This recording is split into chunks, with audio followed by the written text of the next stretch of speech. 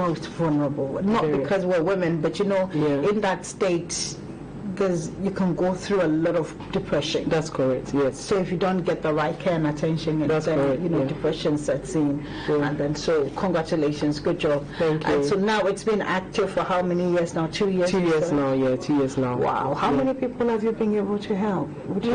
Well, I can say we've helped more than 300 people. Wow. Yeah. Well, it depends in various ways. So in terms of the need of giving them basic food and the need of clothing, the need of supporting with their medical bills as well. Wow. Awesome. Yeah. Awesome. So you see, there are various ways you can give back to society. That's correct. You can give back, you don't have to have $1 million. And I tell you here on the show every day, make an impact, let your presence be felt. Dorothy, it's a good thing, not like in a bad as in but and then that's how you should live your life. So, my dear, let's get into still on social work. Depression. So, Koro has come and everybody. Mercy, so one kind of nobody is happy with coronavirus, and it's understandable. Me, I hate myself. You see, and so people are dealing with depression now. And it's very serious. Very serious. Yeah. And so let us start with the word depression itself. What does it mean? Well, depression basically means how someone feels. Sometimes they feel this sadness, they have these low moods, they're unable to do their daily activities. For example, something they used to enjoy, they struggle, they have to really struggle and drag themselves doing that. That is what depression is about. Wow. Yeah. And so people are being affected in various ways. For some, they might probably be good financially, but they are so scared they can't even step out. That's correct. Yeah. For others, economically, things have gone from bad to worse. For others, there's no social impact for them. They probably thrived on, the social activities they used to do. Yeah. The hugs.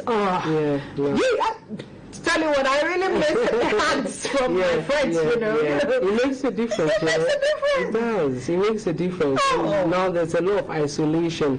Kids can't even hug. What's the meaning of that? It's always nice to have a kid hug you. Of course. It's healing on its own, yeah. Now, there's no social... okay, now the president, we can do 100 people, but there's still social distance. That's correct. So how should we be able to move out of, that kind of a situation where you think, oh, now I really feel isolated. I can't do anything. How does a person who's dealing with, social distancing itself, how anybody who's been affected by that, how do they deal with it? I think they can deal with it through trusted friends and families as well. So basically, you have to engage. You have to continue engaging with people you can really trust and talk about any issues you're going through, especially those going through financial problems, because most people have lost their jobs and due to this COVID-19. And I think if they're able to speak with someone, it makes them feel better. And I think they shouldn't fear about anything. They should be able to trust someone and talk things through and find solutions. And there are help around. There are a lot of NGOs going about. There's a lot of distribution of food and so many things going on. So I think as you speak out, you're able to find areas of handling your situation. Speaking out, talk about trusted friends. And sometimes you're talking to people you even think you can trust, and yet and then you probably hear it out. Oh, my God.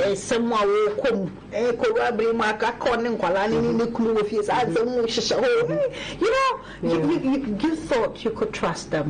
And so for people who have been betrayed in that sense because they thought they could talk to their friends, how should they also deal with their situation? I think if you feel betrayed in such in those areas, I think you should seek professional help. Okay. There are online, professionals that are available.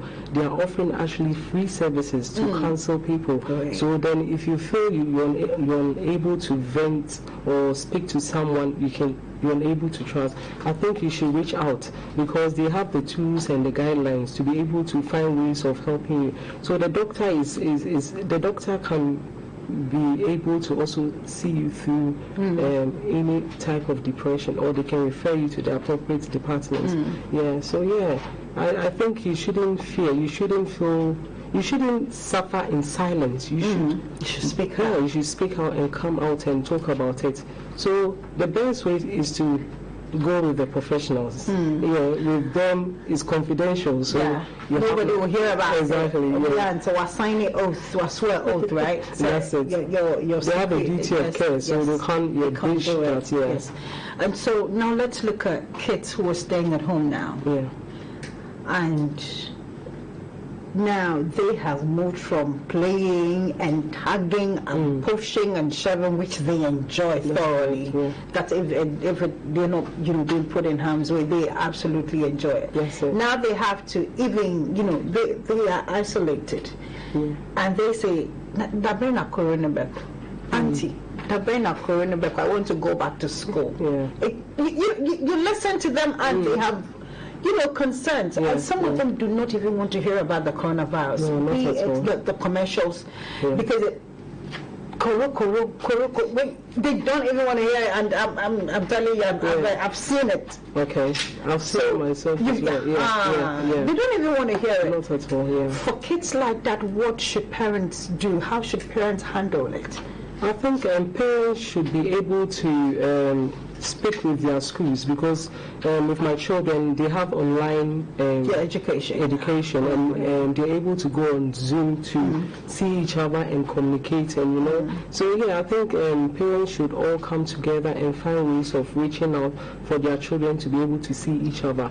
I think we shouldn't deprive the children due to the COVID-19. We shouldn't deprive them at all. They should be able to, because sometimes they'll ask, why can't we go to school? Why are we not going to school? I need to see that. I need to see that. So I think from my side, there's a platform where parents are able to come in there with their children. They have timings and everything, and they engage their kids, and I think it's helping them a lot. Great, but there are other schools too who are not having any form of social. They're not putting their homework online. They're not doing anything. And when you listen to some of the parents, it's disheartening. It is. So for those parents too, what should they do? I think they should seek help. They should find ways. I think some of the schools also have information. And it's really sad, because I thought about it. Imagine with this COVID-19 and people struggling with financial problems. And now they have to get laptops. They have to get data even to engage, try to educate a child. And imagine they don't have that financial support. It must be really hard. But I think this is where the NGOs need to step in. People who are able to, like the church, whoever, needs to step in and try and help families to regain and overcome this COVID-19, to move on with their lives. All right. And so it's been wonderful talking to you. Thank you. Likewise. And so we're moving on now, and hopefully this discussion has helped you, overcome, some of your fears during this COVID-19. If you're depressed, my friend, you don't have to be anymore. The people you can talk to who are professionals, who understand what you're going through and can counsel you. And so we're moving on now, heading out to WWE. It's Top 10.